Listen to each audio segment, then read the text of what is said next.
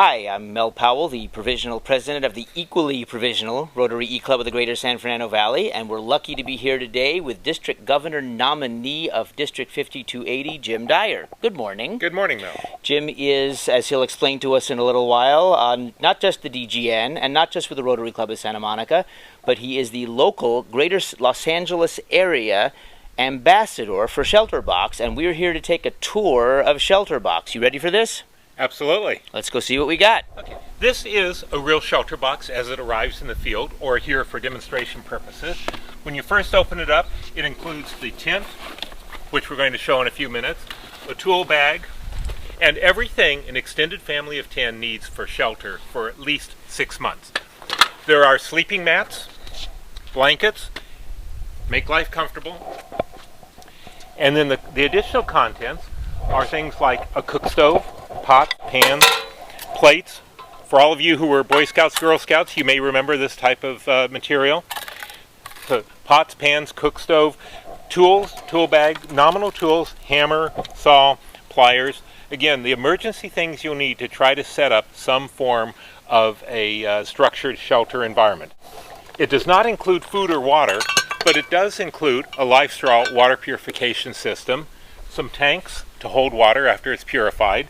Depending upon where it's going, in hot parts of the world, it'll include mosquito nets, PVC ponchos. If it's going to a cold part of the world, we may leave off the mosquito nets and put in additional blankets. Now I also see this doesn't look like survival material, but it looks pretty important. What's that? Yes. Yeah. When a family is displaced, a family includes children, and the children are probably just, if not, as more upset as the parents. So it includes some coloring books, crayons, pencils, papers, and materials to help keep the kids comfortable, maybe for a few hours, maybe for a day, but at least to help get over the initial trauma of being displaced. Now over here, we start to have some of the building materials I see for what we're going to work on later with the tent. Yes. There are waterproof ground mats with a little bit of padding and some blankets for sleep. We don't use sleeping bags in most parts of the world, so we've conformed the contents of the shelter box to meet the cultural requirements of many places in the world that are different from our Western culture. My wife and I first saw ShelterBox at the Rotary Convention in Copenhagen in 2006. We instantly fell in love with the concept. After that, I started getting involved with ShelterBox, and about 2 years later, actually became a ShelterBox ambassador for the Greater Los Angeles area. Since then, we've recruited and support a team of about a half a dozen Rotarians across Los Angeles, Ventura, Orange County, and the Inland Empire that help represent ShelterBox at Rotary and other meetings to raise awareness and raise funds. Now, where was ShelterBox actually created? How did the ShelterBox itself come about? Okay, ShelterBox was originally launched by Tom Henderson, a Rotarian and ex-Royal Navy SEAL in the UK.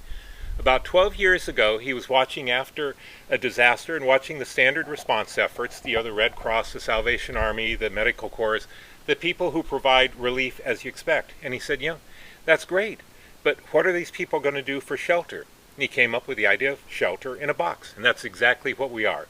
Shelter in a box, everything an extended family of 10 needs for shelter for at least 6 months of time. So it's not actually a Rotary International initiative per se. It's actually a project of that one Rotarian, Tom Henderson, and his Rotary Club, and it's just spread and lots of us do the project. Yes.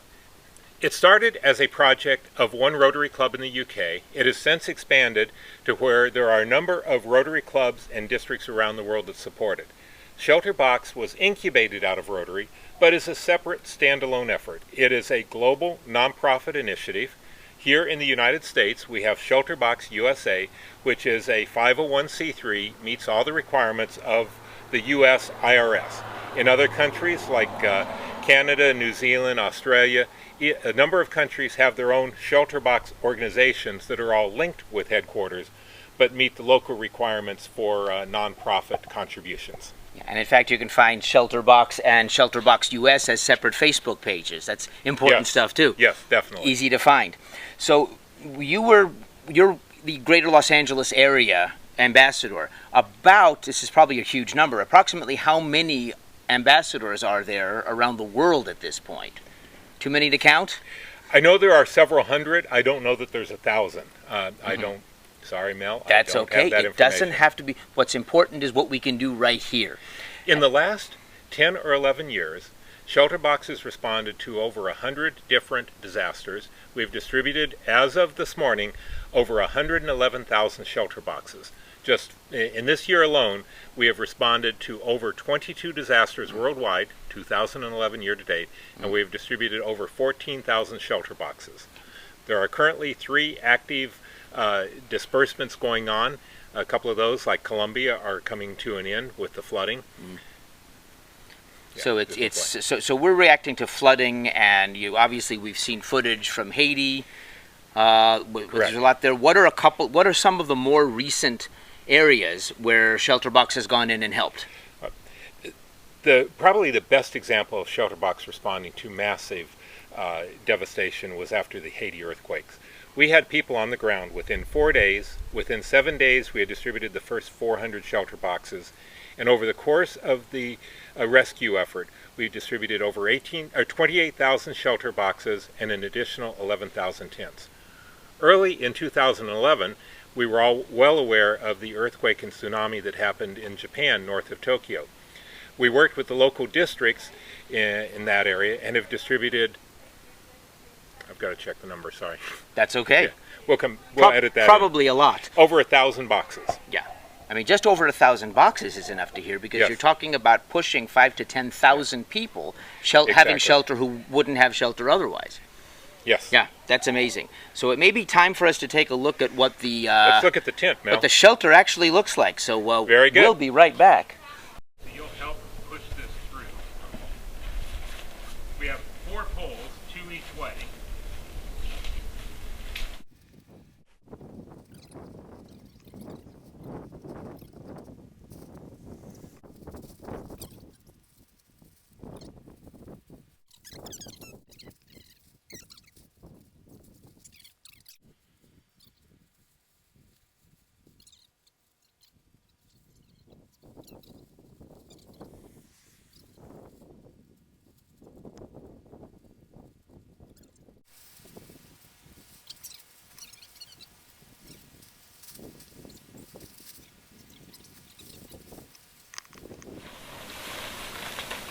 Getting pretty close. Very close.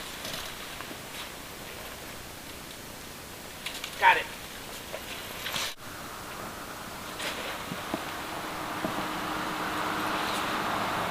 So this is what a ShelterBox tent looks like after it's set up. It took me and Jim about 20 minutes to set up, just the 2 of us, and I have no skill at this. With 2 or 3 more people, Jim says it'll take about 5 minutes. To give you a size reference, I'm about 5'10" and a half, 5'11" on a really good day, or if I need a haircut. And I'm really barely having to duck down to get into this tent. It's got a front door and a back door, and we'll see a little bit more in just a moment. Jim and I are now standing in the tent. We could actually get a Rotary Club meeting in here. There's enough room. Has the tent changed? What? This is the Internet Club. We are holding a meeting in here right now. That's true. We are in here right now. So there you go. Don't forget to tip the waiters on your way out. Thank you. The tent looks pretty sturdy. Has it changed over the years? Does it change moving forward? The entire contents of the box get upgraded every couple of years as technology improves. There's a newer version of the tent out today with better UV protection. We'll also have better ventilation in hot areas. The next version of the tent will actually have a smokestack of sorts in the middle, so there can be a stove in it. But all of the equipment gets constantly upgraded as technology improves. A separate video, which you can link to from your site, shows this tent undergoing a wind and rain test, surviving winds and rains in excess of 100 miles an hour. It is very sturdy. We'll link that. It could even hold up in a lawyer's convention at that speed. Well, I don't know, that's a lot of hot air. That's true. We'll have to see. That's a good upgrade. Now I'm going to switch sides with you for a second. Perfect. So that you can tell me, what is this extra piece of cloth here? Okay, there are vanity shields or privacy shields on each side of the tent. Families typically have children. You need an area for children to be able to sleep, and also for the adults to be able to change clothes. And in some parts of the world where the culture is different, in order to allow women to be in the tent with other men who are not their husband, this meets the cultural requirements, I'm told, that would allow a woman to be in her own private area separate from non-family men in the same area. But essentially, it's a little bit of privacy for kids, adults, and just families. Now, I also want to show you one thing as I walk towards the camera for a second. You may want to back up a little bit, but this is a high-quality operation. Not only do we have a door for this tent, as you see, but there is also a second zippable panel that gives you a screen door for some ventilation, and then you can also cover it up and close it completely. It's a rather amazing tent in terms of what it can do. There are small windows around in here, and I've never been in one, but it feels like it's about the size of a lunar module. Yeah. Two people standing inside with all the equipment, etc., coming around, and yet here it is, 10 people can live in here. So if you want to follow me in for a second from there, and you can actually get a panoramic sense of how big it is, and I'm just going to get out of the way as we bring our E-Club inside a ShelterBox tent. There are 3 of us in here right now, and it doesn't, not only does it not feel crowded, but I've been more crowded online at the supermarket. So we have a couple of objects in the tent right now. Jim, what have we put in here? Well, Mel, we've got the sleeping mat, which is waterproof on one side and padding on the other to provide some level of comfort, and our blanket to keep you warm. We're setting it up for your afternoon nap. And for those of you who want to sleep through this E-Club meeting, here's a bed made for you right now. It's perfect. So as we wrap up, my first question for you, Jim, is what can an ordinary Rotary Club do in support of the ShelterBox program? Rotary clubs can sponsor a ShelterBox. To sponsor a ShelterBox, a full box is $1,000. Well, what do you get for that? As the sponsor of a box, it's the box, everything that's in it, and getting it to where it's going. Every box is individually serial numbered, so when you sponsor a box, you'll receive a certificate showing the number of the box you've sponsored. And then you can follow that on the website to find out where it actually goes. Because Mel, when you sponsor a box, I can't tell you where it's going to go, because I don't know where the next disaster is going to be. When we held pets last year in Los Angeles, a number of folks said, hey, I'd like to sponsor a box for XYZ. And the answer was, if you sponsor a box today, it may come back for the next LA earthquake. So to sponsor a box, $1,000, everything that's in it, plus getting it where it needs to be with the support to make sure that the people are set up, safe, and working with local relief officials for water, food, and sanitary requirements. There must be an inventory already on hand of shelter boxes ready to be dispatched at a moment's notice. Are there, it's probably a random number, I can't get this, but how many would there be? Okay. The shelter boxes typically are shipped out of the UK. Occasionally there are small staging areas, but for the most part the demand so far outstrips supply. We really aren't ahead of it.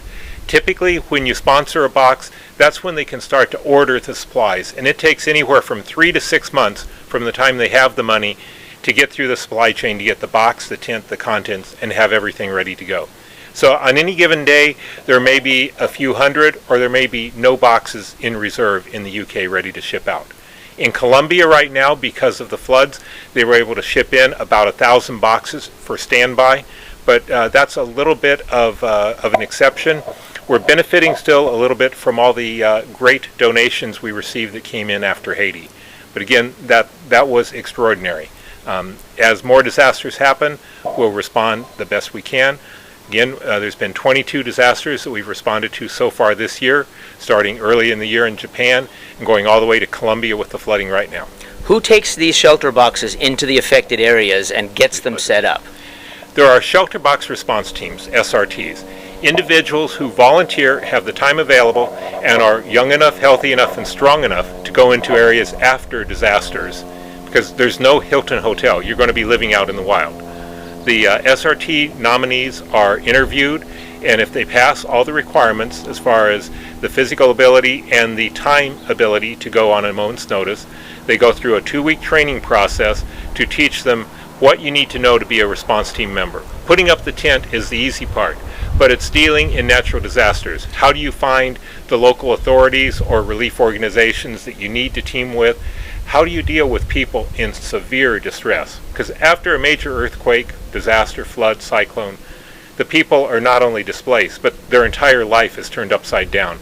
So our SRTs play a little bit of nurse, doctor, from a listening to problems, and just a psychologist is in. So everything at once is how we get the boxes out there. And the Rotarians on the ground, even affected areas, can often be helpful in facilitating Absolutely. Bringing the boxes to their direct affected areas.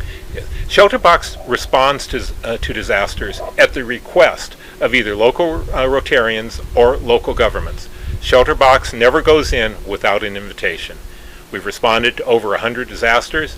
One really good example from 2008, I think we all remember Myanmar after the cyclone, and the images of the United States Navy ships, the Mercy ships sitting offshore, weren't allowed to go ashore because of politics in that area. United Nations wasn't allowed in. Well, Rotary and ShelterBox was, because we're recognized as one of the premier international disaster relief organizations. And non-political and non-religious, and all we want to do Yes. is help, and it seems like most of the governments have started to recognize that, or have been for a long time. Absolutely. Earlier in the year, we responded in Thailand, where our convention is going to be next year. And a week ago, the Prince of Thailand met with ShelterBox to thank them for their efforts. Wow. It's an amazing program, and it was created by one guy, one Rotarian, with one idea, in one Rotary Club somewhere in the One world. person can make a difference. It's just that simple. Well, you're going to be our district governor in about a year and a half, so we're going to get some information about you personally real soon. But in the interest of time, Jim Dyer, local ambassador for ShelterBox, district governor nominee for District 5280, thank you very much for the time and for the tour of the ShelterBox.